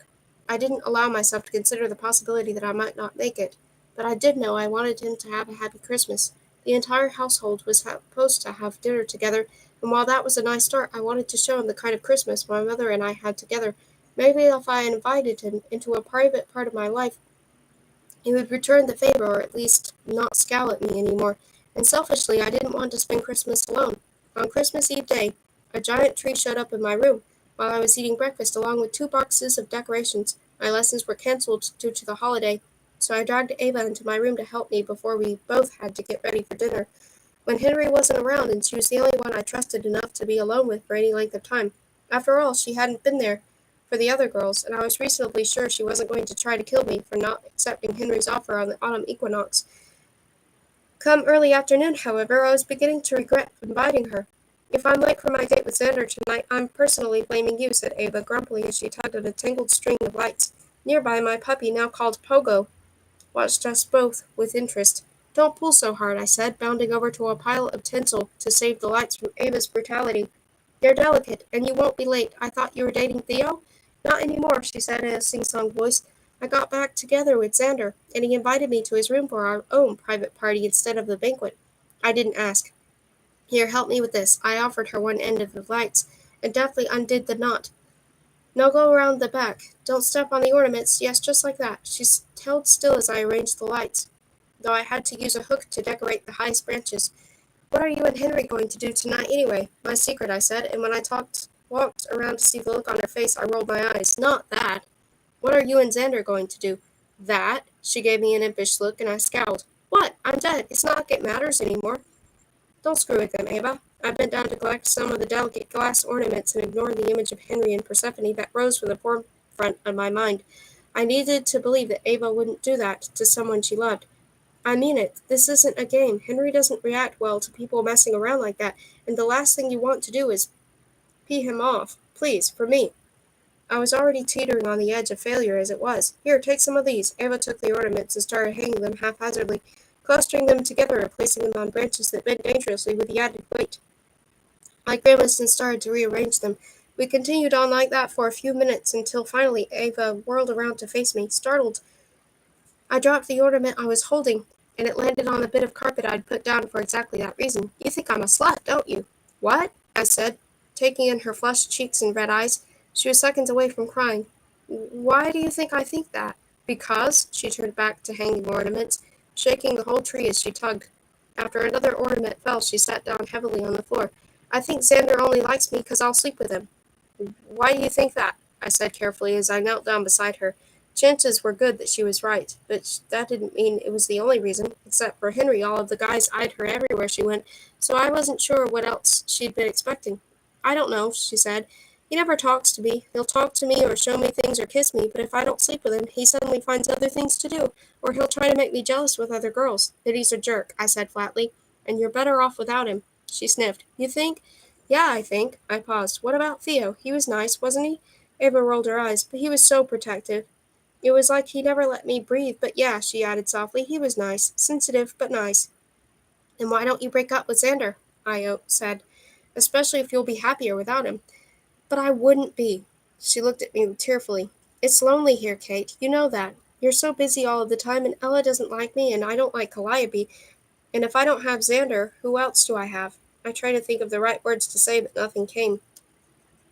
Ava was as alone here as I was, and while we had each other, sort of, she'd suffered just as much of a loss as I had when she died. She lost her parents, and even though she was hiding it well, it was moments like these that reminded me.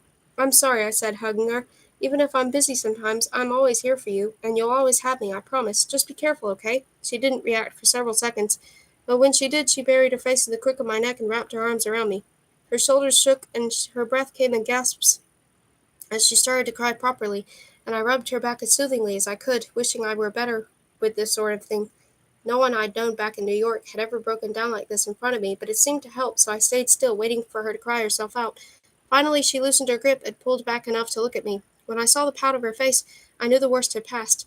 How can we be friends when you won't even let me teach you how to swim? She said, delicately wiping her eyes. That doesn't work on me, Ava, I warned. I don't care how much practice you've had on your boyfriends. Her shoulders slumped again, and I sighed. I don't want to learn how to swim, not because I don't like you or want to spend time with you, but because I'm afraid of the water. It isn't some easy thing for me to jump in and learn, okay? Her eyes widened. You're afraid of the water? Honest to God afraid? She was determined to make this as embarrassing as possible.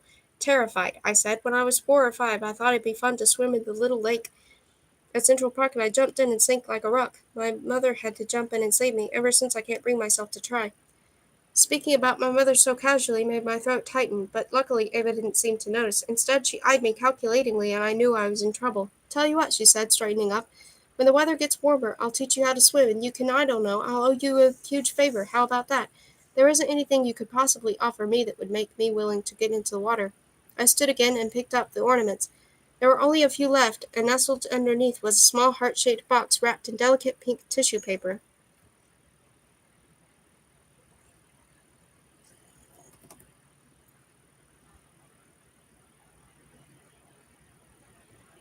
On a tag in flowery script was my name. Frowning, I picked it up. Is this from you?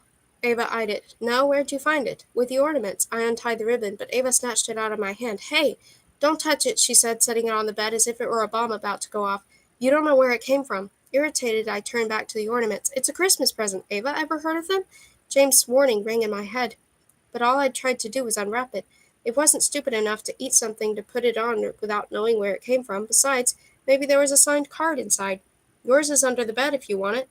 She dug underneath the bed and pulled out a jewelry box wrapped in blue with her name on it. I watched her open it and reveal the gold hoop earrings inside, but while she made an effort to look excited, her eyes kept darting over toward my unexpected gift. Thanks, she said, putting them on. They're beautiful. You're welcome. I walked toward the bed. Really, Ava, it's just a present. I'm sure it isn't going to try to bite me or... Stop. Henry's voice cut through the room, and my hand froze inches away from the pink wrapping paper.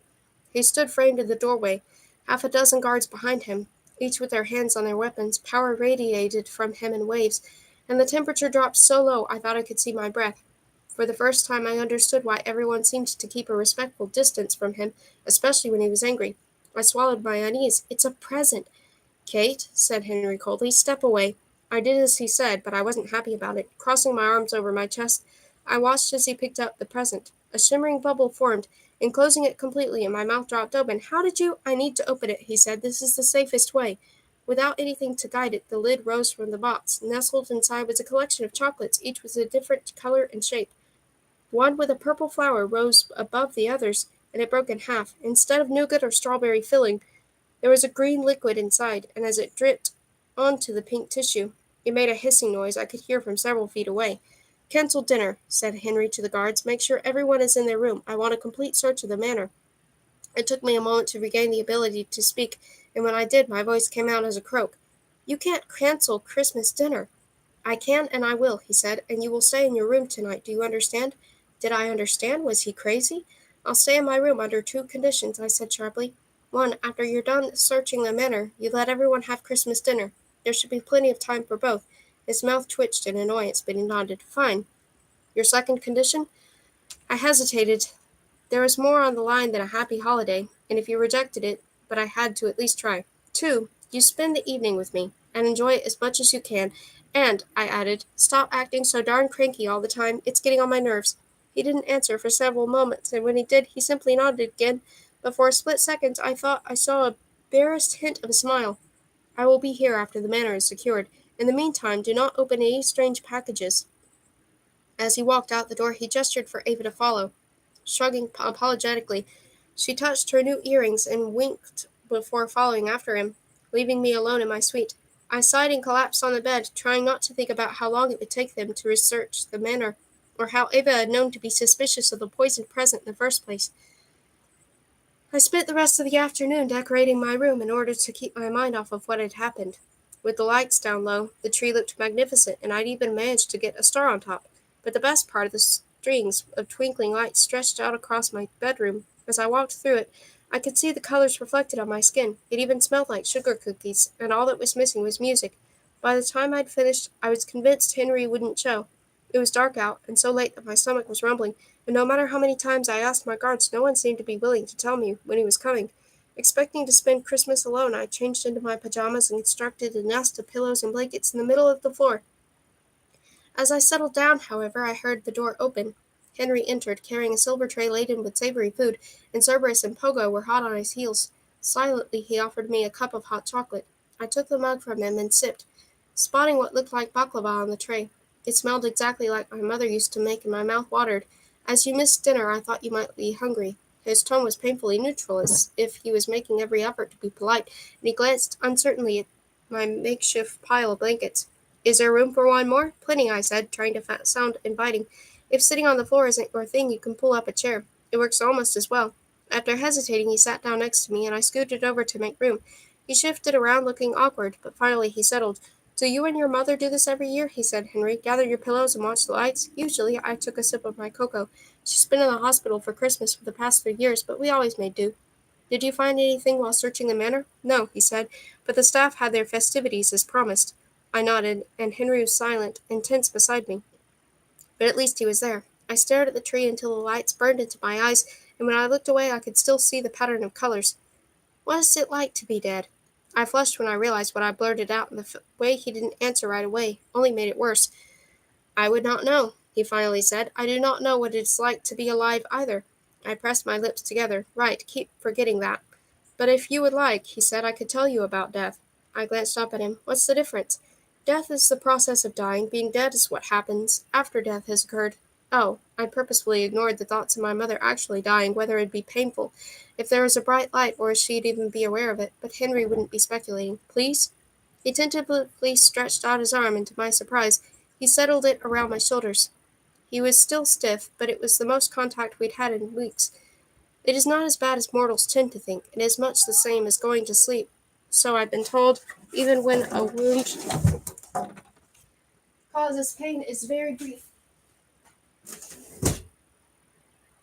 "What?" I swallowed. "What happens after going to the sleep part? Is there a bright light?" Henry at least had the grace not to laugh. "No, there is a white light. There are gates, however," he added, giving me a meaningful look. Whatever he was trying to get me to understand didn't sink in, however, and he gave up and told me. "The gates are at the front of the property." I blinked. "Oh," then he thought about it. "Oh, you mean this. Sometimes when they may be useful," he said, "the vast majority of the time they are sent into the beyond."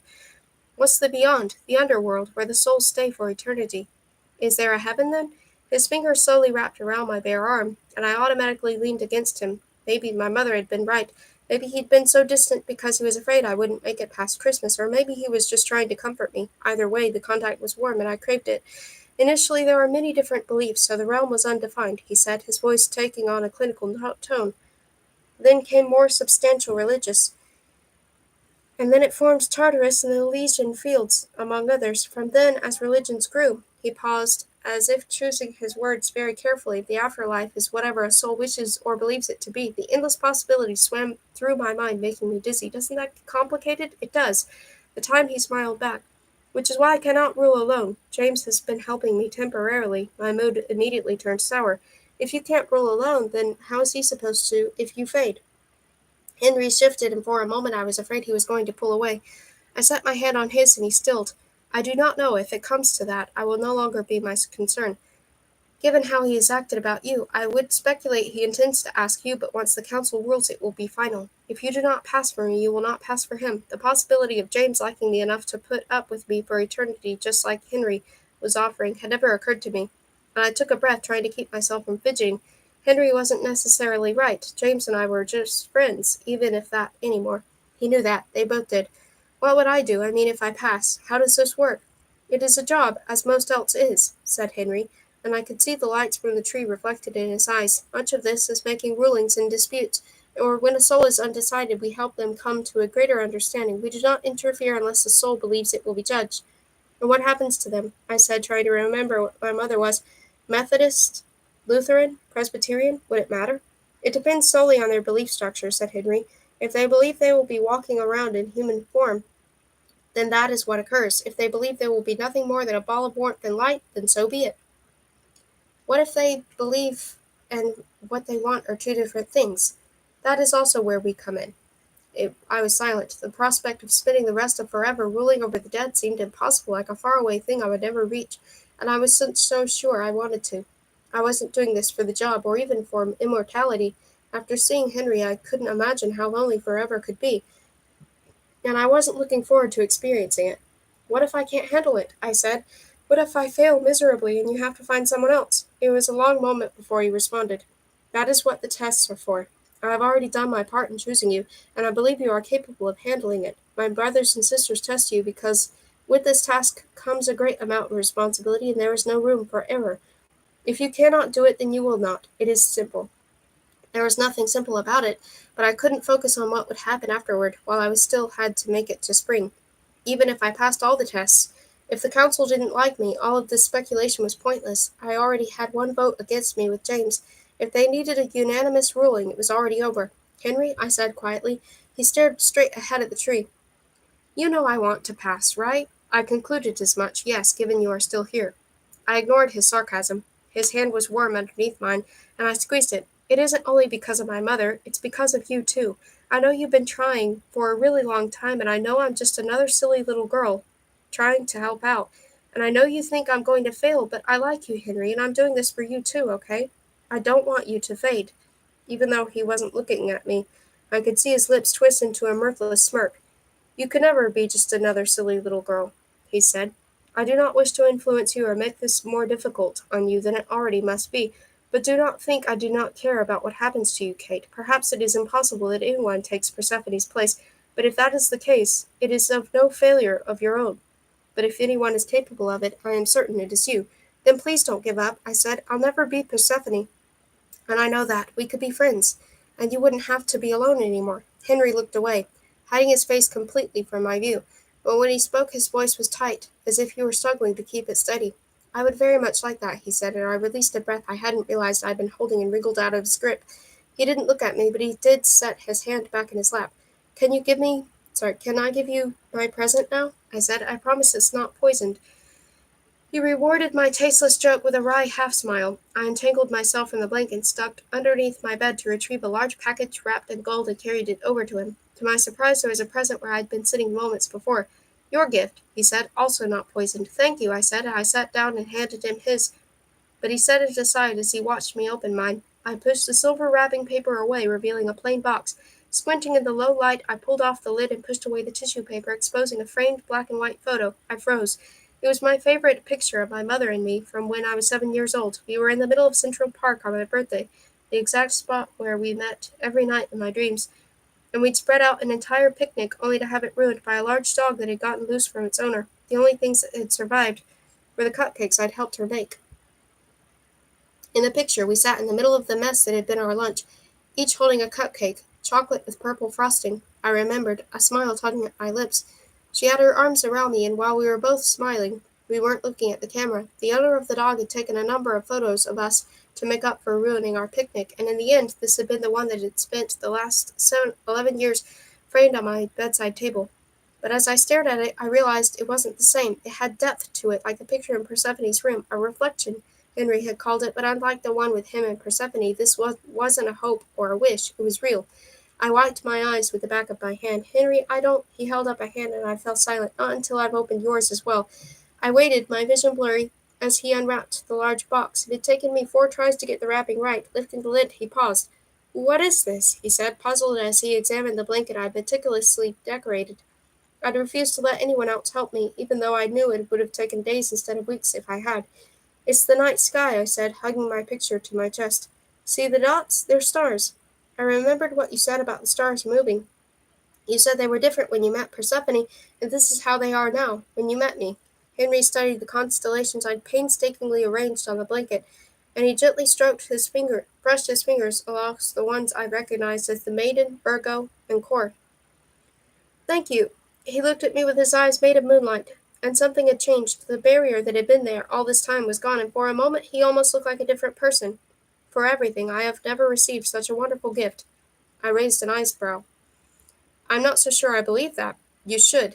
He continued to run his hand across the fabric. It has been a very long time since I've received a gift as extraordinary as you. Unable to look away, I stared at him, absorbing every detail of his face. With that barrier gone, it was almost as if I could see who he was underneath, someone kind and lonely and scared, who wanted nothing more than to be loved. Can I try something? I said. If you don't like it, I'll stop. He nodded, and I took a deep breath, trying to keep my stomach from doing somersaults. Gathering what courage I could find, I leaned forward and pressed my lips to his chastely. I'd only ever kissed a few boys in my life, and it felt unfamiliar but not awkward. Nice, I thought. It felt nice. He seemed surprised, but he didn't resist. It was a painful few seconds, but finally he relaxed and kissed me back, his hand cupping my neck. The heat of his skin against mine was almost unbearably hot. I don't know how long it had been before I forced myself to pull away. While I caught my breath, I watched Henry warily, afraid he would bolt. He sat still, his expression blank, and finally I couldn't stay silent any longer. That, I hesitated and offered him a smile. I liked that a lot.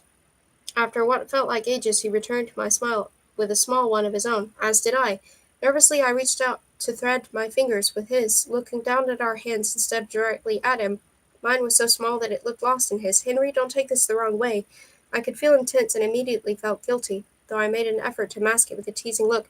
Let me finish, I said. Don't take this the wrong way, but since it's Christmas and all, would you stay with me tonight? His eyes widened a fraction of an inch, and I quickly shook my head, my cheeks flushing with embarrassment. Not like that. You've got to earn that, and it costs more than just a picture, you know. My weak attempt at a joke managed to break the tension enough to get him to crack an apologetic smile. But could you just stay for tonight? Several seconds passed, and I mentally kicked myself for asking like I was some hormonal teenager who only wanted that. But I didn't want that at all. I wanted his company. He made me happy, and tonight of all nights, I didn't want to be alone. Most of all, I didn't want him to be either. Yes, he said, I will stay. Nothing happened. We spent the rest of the evening talking and watching the lights on the tree. When it was time to go to sleep, I curled up next to him and unashamedly used his chest as a pillow, but that was it. I didn't kiss him again, too content to risk screwing things up. He didn't deserve to be pushed like that, and while taking the next step opened a whole new set of doors, for now I wanted to appreciate his company. We both deserved to enjoy Christmas rather than fumble through a lot of awkward moments. My mother and I walked through Central Park, the haze of the city and the summer bearing down on us. She looked pleased as I recounted what had happened between Henry and me, and she hugged me to her when I told her that I'd kissed him. That's my girl, she said, sounding happier than she had in ages. We spent our last Christmas together eating ice cream and wandering through the gardens on the hot summer sun, and she pointed out the kinds of flowers that grew wild. She never took her arm from my shoulders, and when I felt myself begin to wake up, I wished her Merry Christmas for the last time. My contentment didn't last for long, however. The first thing I heard when I awoke was the pounding on my door. Confused, I sat up, my hair sticking out every which way, and I ran my fingers through it as Henry stood and walked toward the door. In that moment, I hated him. He looked impeccable, not a hair out of place, and he moved as gracefully as ever. Meanwhile, I'd be paying for sleep, being on the floor for the rest of the day. Yes, he said, opening my door. To my surprise, Ella dashed in, closely followed by Calliope. Ella was crying, her face beat red, and Calliope looked crushed with her slumped shoulders and her face drawn. I want her gone, cried Ella furiously, looking back and forth between Henry and me. Is that a request? Said Henry, moving back toward the nest of pillows and blankets on the floor, or a demand? She hurt him, said Ella, now focusing on Henry. She hurt him and he tried to find her, and now. Wait, who? I said as I struggled to my feet. What's going on? Ella dissolved into tears. Now standing next to me, Henry looked expectantly at Calliope. She stared at the floor, not needing his gaze. Ava, she said. She spent the night with Xander, and this morning with Theo found them. They fought, and Henry tensed, and my blood ran cold. And, he said, Xander's passed into the beyond. Chapter 14. Judgment. Ava sat huddled in the corner of her chamber, without so much as a scratch, but on the bed bloody remains were all that was left of Xander's body. A putrid stench filled the room, and I clasped my hand over my nose, but it didn't seem to bother Henry as he examined the corpse. Ella and Calliope didn't come with us, opting to instead stay in a separate wing of the manor with Theo. He was injured, but it wasn't fatal, from what Calliope had described. Seeing him could wait. Apparently, for the people living in Eden Manor, passing into the beyond was the same as death in the outside world. It was as much an ending for them as it was for the living, never getting to see their loved ones again until they passed into the beyond as well. Xander was gone, lost to the underworld, and the only person who could find him now was Henry. I struggled with the knowledge that this wasn't the real end of things, that I could lose Ava all over again, along with everyone I'd befriended since September, and this time they wouldn't reappear. This death was the final step for the people at Eden Manor. This time there would be no in-between for Xander, despite the painful void Xander's loss left in the manor. I took a small amount of comfort from knowing that this place was still part of the world I understood. A knife to the back meant blood, and too much blood meant death. Ava, I said as I approached her. She looked like a frightened animal ready to bolt at the slightest movement. I didn't mean it, she whispered, tears streaming down her face. There were smears of blood underneath her eyes, where she must have wiped her cheeks. I thought he didn't want to see me again, and Xander was right there, and It's all right, I said, although it wasn't anything but. I was queasy and barely able to keep from being sick at the sight of all the carnage, but I turned away from it, focusing on Ava. We should get you cleaned up. I helped her to the bathroom while Henry continued his inspection. Once I was sure she was going to pass out, I found her a robe to wear and busied myself with washing the blood off her skin and out of her hair. We were both quiet. I didn't know how the details, and she was too shaken to say anything, but the time she was dry, I poked my head back in the bedroom, averting my eyes from the horrific scene on the bed. What do you want to do with it? What do you want me to do with her? I said. Henry hadn't moved since I'd left. The guards will escort her to another room, where she will stay until we have decided if she deserves punishment. I paled. Is this another test? He was by my side in an instant, faster than anyone could possibly move. No, he said. Xander has passed. Now come. Ava will be taken care of. Shielding me from having to look at Xander's body, Henry led me toward the door. As we left, a woman dressed in a uniform entered, but I hardly noticed her. Where are we going? I said, breathing in a lungeful of clean air once we reached the hallway. To see Theo. He guided me around the corner, and I followed without protest. My stomach lurched with the thought of what condition Theo might have been in, but I refused to think about it. For all I knew, he was fine. But the moment we stepped into his chamber, it was obvious he was anything but. Ella stood at her brother's bedside, her face drawn and her hands trembling. When Henry and I entered, she glared at me, and I stopped a foot into the doorway. How is he? Said Henry, standing at the end of Theo's bed. He was unconscious. There's a shallow wound in his chest that worries me, but everything else is superficial. He's lost a lot of blood, though, said Ella, her voice rough. Will he wake up soon? There was no compassion or worry in Henry's voice. Instead, it was hollow, and that emptiness scared me more than anything else that morning. Ella shook her head. I don't know. Will he be able to handle the pain if I wake him up? Both of us stared at him. I searched for any trace of the Henry I'd kissed the night before, but he was no longer there. A very large part of me was relieved this cold shell wasn't someone I wanted to fall for, but another part wondered which one was really him.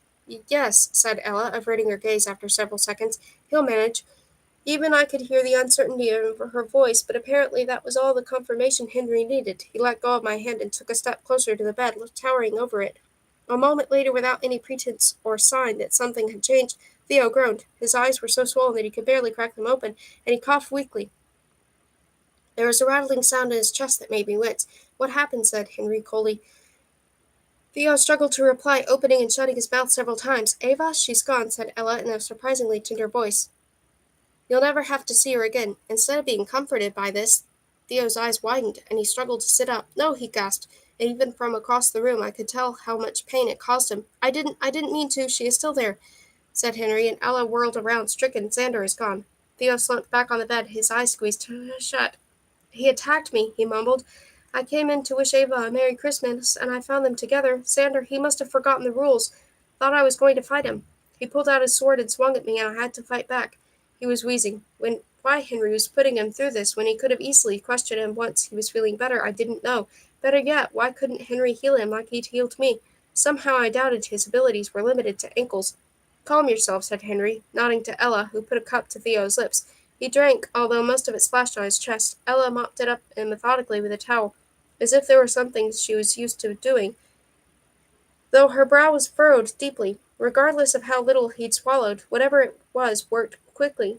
A few seconds later, Theo relaxed again. "Is that your story, then? That you had no intention toward Xander and that he was the aggressor? You were merely protecting yourself? And Ava," said Theo, his eyes fluttering shut. "I thought he was going after Ava." Henry waited while Theo fell back asleep. Once his breathing had steadied, Henry moved toward me and set his hand on my back, guiding me out of the room. "Is he telling the truth?" I said. Henry looked at me, his expression still void of any trace of the humanity I'd seen the night before. "What do you think?" I swallowed, feeling as if I'd suddenly dived headfirst into the middle of a deep lake, the surface nowhere within sight. "I think I need to talk to Ava." Henry let me go into the room alone, although he and two guards stood immediately outside the door, undoubtedly able to hear everything we said. I didn't care, though. Getting the truth out of Ava was my top priority, not her privacy. If Theo was being honest, then she hadn't really done anything wrong, had she? But Xander was gone, and that was something that couldn't be ignored. She lay in the middle of a large bed, her knees drawn to her chest. I gingerly sat on the edge of a mattress, reaching out to touch her hand. "Are you okay?" The answer was obvious, but it was the only thing I could think of to say. "No," she said in a choked voice. "Xander's dead." "He was already dead," I said as gently as I could. "He just passed into the next level of things, that's all." Ava was silent. I ran my fingers through her wheat-colored hair, still damp from washing out the blood. "Did they hurt you at all? Do you need to see a doctor?" "No," she mumbled. "I'm fine." It was clear that she was anything but. The pain of losing Xander didn't negate the possibility that she had something more to do with it. "What happened?" She hesitated, and for a second I didn't expect her to say anything. When she did, she spoke so softly that I had to strain to hear her, even though the room was silent. "I don't know. I just woke up and Theo was there, staring at me and Xander like, I don't know." I bit my lip. Was Theo the one to attack Xander, or did Xander attack Theo? "I don't know. I woke up, saw a sword, screamed, and ran into the corner. I wasn't looking, I just—" She rolled over to her back and stared up at me, her eyes red and full of tears. "There was blood, and I was screaming, and they were swearing, and I didn't know what happened, all right?" I nodded. My fists were clenched, and my nails dug painfully into my palms. "Is there anything else you can tell me? Anything else you saw or heard or—" "No," she rolled away from me. "It doesn't matter anyway, does it? I wasn't sure what happened, but something inside of me must have snapped. I'd spent months, years trying to stop the people I cared about from dying, and Ava couldn't muster up enough compassion about someone she claimed to love to figure out what had happened. I stood quickly, and suddenly the room seemed much smaller than before. Don't you get it? Ava, Xander is dead, really, truly, never coming back here, dead. And right now everything points to Theo murdering him, because he caught you in bed with him." That got her attention. Twisting around, she stared at me, her mouth open. "Here's how it goes," I said heartedly. "Either Theo is innocent and Xander was the one who attacked him, or Theo is guilty and Xander was defending himself. Do you even care, or are you just upset because you lost a toy?" Seething, I began to pace up and down the room. I couldn't remember ever being this angry in my life. "I get it. You're dead. Your life is over and you're having fun while you can, but this isn't fun anymore, not for anyone but you. You're playing with these guys like they're only here to entertain you. You act like no one else matters except in relation to you getting what you want, and now Xander is dead because of you." "You're blaming me," she said, "but I didn't kill him. You didn't hack him into little pieces, but you're the reason it happened." I stopped in front of the bed, running my fingers through my hair. "Ella wants you gone, frankly. If all you're going to do is waste your time sleeping with every guy in the manor and acting like the world revolves around you, then so do I. You're useless here. The only things you've done are bicker with Ella and get Xander killed." The moment I said it, I regretted it, but I couldn't take it back. It was the truth, or at least an exaggeration of it, but when I looked at Ava, I saw a scared girl who was my friend, not the heinous, selfish horror I'd painted her as. My stomach twisted, and guilt flooded through me so fast I felt I was choking. "Henry let you stay here because we're friends," I managed to say, and while I was calmer, my voice held the chill of accusation. "And we are, Ava, or at least I thought we were, but he risked that for me. And all you've done is get one of his men killed, and the other branded a murderer. Do you have any idea how awful that makes me feel?" Ava stared at me, her lower lip trembling. "You're just jealous," she whispered. You're stuck with Henry your whole life, and I get to be with anyone I want. Admit it. The only reason you're acting like this is because I get a choice and you don't." I glowered at her, trying to ignore the way her words echoed through my mind. Hadn't I been thinking the same thing a few months before? But I wasn't going to give Ava the satisfaction of thinking she was right. She wasn't, not any more. "Don't try to turn this back on me," I said. "I had a choice, and I made it. More importantly, I'm happy with my decision, and I'm doing everything I possibly can to live up to it. I'm not jealous of you, Ava. I'm ashamed." The hurt in her eyes was painful to see, but I forced myself to continue. She had to understand, though there were limits. And until she stopped hurting others, I couldn't stand by and watch any more. "Stay in Eden as long as you want, but don't you dare come near me or Ella or Theo or any other man in this place again. Do you understand? You leave them alone. You leave me alone. I have enough to deal with right now without having to make sure you don't get anyone else killed." I would have buckled if she'd looked at me, so I stormed out of the room past Henry, who wordlessly followed me to my suite. I wanted to slam the door, but he was behind me. Pogo and Cerberus were still curled up together on the floor, and the pillow I kicked missed them by inches. "Now what?" I said, turning on Henry. "Do we sit here and talk about what happened? Are we the judge, the jury? What happens now?" "Nothing," he said, giving Cerberus a scratch behind the ears. "You have already made your decision." I paused. "What?" "Ava will not have any romantic contact with any men, nor will she have any contact with you or Ella," said Henry, and I sat down heavily on the bed. "As for Theo, that is not a judgment I could possibly ask you to make. Not yet." "Why not?" I said, my throat dry with the realization that I wouldn't see Ava again. After everything we'd both been through since September, I felt like I'd failed her. But in a way, hadn't she failed herself? I knew it wasn't her fault, not really. She couldn't have predicted this would happen. She'd still been careless, though, and I stood by and let her. This was on my shoulders too, but no matter who was to blame, Xander was still dead. "Because you do not have the ability to see past a lie." He moved my wardrobe and began to pick through the clothing as if we were talking about the weather or something equally as mundane. I raised my eyebrows. "And you do?" He ignored me. "Nor do you have the power to go into the underworld and question Xander." "Fortunately, that will not be necessary. I already know what happened." I cuddled Pogo to my chest, finding comfort in his warm body. I didn't want to ask, dreading the possibility of Theo's guilt, so I didn't. Henry couldn't search through my closet forever, and he would tell me sooner or later what I wanted to hear it or not.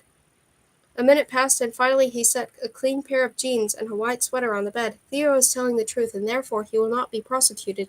Your punishment for Ava is appropriate, and there is no need for me to intervene. I will instruct the others to ensure she follows your restrictions, and that will be the end of it." I nodded numbly. Setting Pogo down, I took my clothes to change behind the screen in the corner. There wasn't anything else to talk about, and the weight of my judgment fell heavily on my shoulders. Had I done the right thing, or had I reacted in anger? And how would Ava, who was already so alone in this house, survive being cut off from me and Theo as well? "I will see you down at breakfast then," said Henry, though the thought of food was enough to make me nauseous. I heard the door open but not close. Still distracted by the thought of what I'd done to my only real friend in Eden Manor, I buttoned my jeans and stepped out from behind the screen, only to see Henry still standing there. His shoulders were weighed down by some invisible load, and he shoved his hands into his pockets, looking similar to how he had in Persephone's room. That jolt of fear ran through me. But his eyes weren't deadened as they had been so many weeks ago. He was weary, but he hadn't given up again. "What you did today is never easy," he said, "but it was necessary. I cannot imagine how difficult it was for you, especially considering Ava is your friend." "Was my friend," I whispered, but I wasn't sure he heard me. "Do not feel guilty for it. Her actions are not yours. I do not regret inviting her here, knowing she has up until now been good company. Your safety and happiness are what matters most to me." I nodded, and he left, glancing at the reflection he'd given me, which now sat on my nightstand. I felt even guiltier than before. No matter how fault she was, if I couldn't even protect Ava, how was I possibly going to do the same for Henry? Even if this hadn't been a test, I still had several to go. The wrong word, the wrong thought, the wrong action, and this would all be over. Henry's life was no less fragile than Sandra's, or even my mother's, and I felt myself start to crack under the burden of fighting for him on my own. Henry stood on the sidelines because I dragged him there, forcing him to pay attention, but I couldn't make him care. I was the only one fighting for him, and I was no longer sure I was up for the challenge.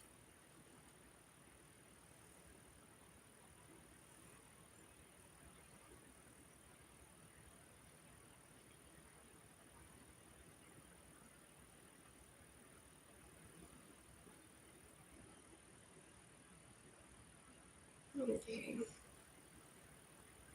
We've now read up to chapter 15, and I will read more later. Thank you for listening for now. I appreciate it.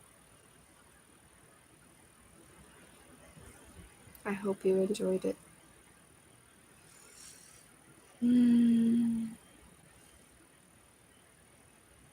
I'll probably read later on.